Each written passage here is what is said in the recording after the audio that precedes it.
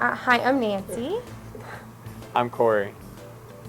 and I had the wonderful opportunity to meet with Brad thanks to what his wife calls a divine appointment at the while we were both were trying to renew our car registration in Denton, Texas. While we were waiting in line, I started talking to Stephanie, who is a very bubbly, fun person. She's a lot like me. We just talk and talk and talk. And we started talking about how my husband was a teacher and how Corey teaches math. And she said, oh, my husband was a math teacher for 17 years as well. I said, wonderful. She said, but he doesn't do that anymore. Now he's in he does financial services. And I said, how does somebody go from teaching to financial services? And she started talking about how he lost his job and needed to take care of his family, and got involved with a company, and they were able to now be in a stage in their life where they were more secure in their finances than when he was a teacher. And so that was really interesting, being married to a teacher and being married for almost 8 years and trying to plan a family. And so she talked about, asked if I had ever heard of Primerica, and I said I did not. I had never heard of it. And she said, would you like to meet with my husband and discuss it a little bit better? And I said, sure. So the next day or 2 days later, we were sitting at La Madeline with Brad. When Nancy came to me and mentioned that she had met Stephanie and what Brad did and the financial services and how it could help out, I was personally really excited for the opportunity to better our future. I mean, that was the main thing.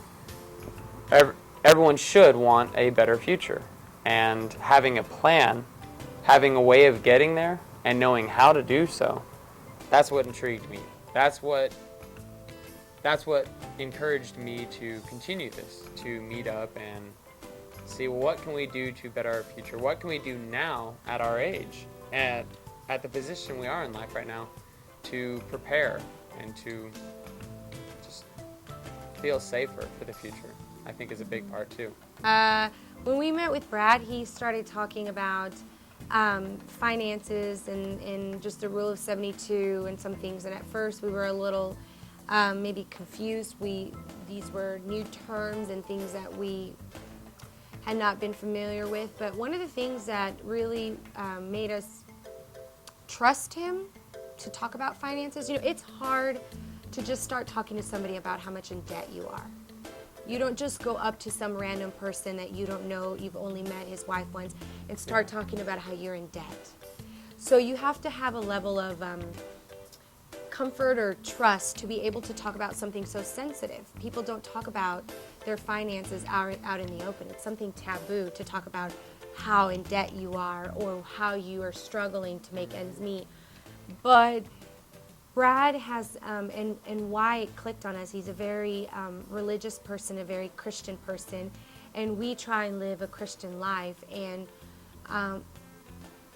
just some of the things he was talking about, quality of life and being with family and planning for retirement, are things that as a Christian couple we hope to one day, have and think about. So it brought it down a different level. It made him more human, so it made it easier for us to talk about the situation that we were in than just talking to somebody who works for a larger investment or financial company whose only goal is to get you in and out.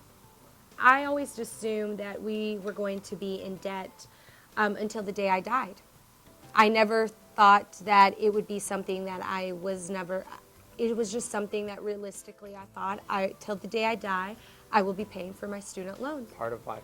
Part of life. It's part of, just like breathing, you're paying for your student loans or you're paying for some sort of debt. For some people it might be a mortgage, for some people it might be credit cards. And Brad did our blueprint, and he said with the monthly payments we were doing right now, we would be in debt until 2041.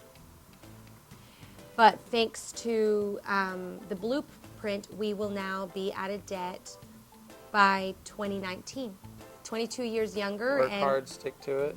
And in 7 years, we will be able to pay over $90,000 in student loans. going to be tough. Who can but tell you that? we like having the plan and seeing it written down. Tough or not, it's encouraging. So it's a real plan. It's a viable. It's not just. Now it's not out here. It's not abstract that you are paying somebody who you don't know these minimum payments. Now it's hard work, and I was telling Brad, oh my gosh, we're going to have to know our interest rates. We're going to have to know everything about, pretty much, we are being taught how the credit cards work, how loans work, how interest rates work, how it works when you're paying up front. And now, instead of having them tell us how to pay, having these companies tell us what to do, we're now telling the companies how we're going to do it by having a plan. We're going to tell them we're not going to be a slave to interest rates. Now we know it. And the purpose of credit was not to get people into debt, piles and piles of debt, but nobody goes out there and teaches you these things. But Brad taught us how they work, and now you can be smart when using those credit cards and when taking out those loans. Mm-hmm. That is the purpose of this. Do it now, work through it now. Better future. Better, smarter, safer, especially. And I think what really I liked is, we've been married for a while and we plan on having a family, and the reality is you have to plan for those things now.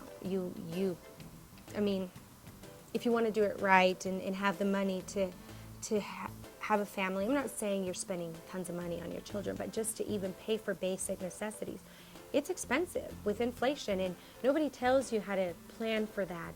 And also, I have aging parents who one day, I have a passion for how I want to take care of my parents, but I know that financially, my parents immigrated, gave their whole life up in Costa Rica so that we could have a better life here in the United States. And I feel like I owe it to them to help them in their elder years. And how can I do that financially if I'm in debt?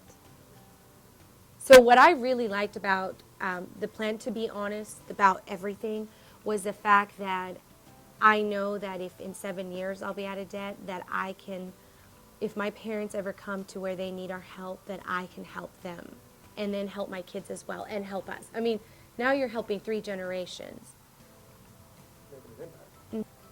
Somebody say, yeah, thanks. I look forward to it because one thing that Nancy and I have discussed many times is our future. We actually talked, because especially since we got married so young, we're going to have so many years of marriage as we age, and we've looked forward. We have plans. We have dreams. We really do. And starting at this young, we might even look at it in the mid-late 40s, not just having to say, okay, well, when we're 60, 70, as many people talk about, that's when their dreams can come true. No, we start this now. We can have it earlier. We can be smart.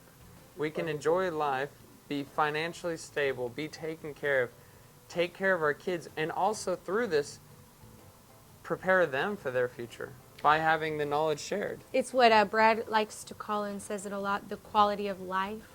What type of quality of life do you want to have? Well, the quality of life that I want to have when I'm 40, 50 is a lot different than the quality of life I have right now, and one of that includes not having to think about debt, and that's hard to be thinking about when you're nearing retirement. Maybe now we'll look forward to retirement instead of... Exactly. I want to look forward to the future, not fear it. Okay. Well, if for those of you watching, and if you find that you're in a situation like ours or something similar, or you feel ambivalent about your financial future, then I advise that you take an opportunity to listen to what Brad has to say, and really have an open mind. And he will guide you. I tell Brad all the time, I apologize, I ask questions. He tells me something, I ask 50 questions until I understand it, till my mind is wrapped around it. And he's patient enough to tell him, to give me the answers. And I trust him for that, because he's willing to break these terms into little pieces that I can digest. And when it comes to your finances, you need someone who's going to take the time to explain to you in depth why they're doing the things that you're doing. Don't trust them because you they're smarter than you. No, you want to trust them because you feel that they understand you and that they're human. So there's that trust component and that human element, and I think that Brad really goes out of his way to make sure that you feel that way. I know that Brad's trying to help. I think that's the biggest thing for us. I can strongly advise that if anyone talks to Brad, you'll see he mentions over and over he's trying to better our future. It's a let's help you, let's change your life. He's not ever mentioning, just do this. It's a how can I help you? How can I better your future? What do you want your future to look like? Let me help.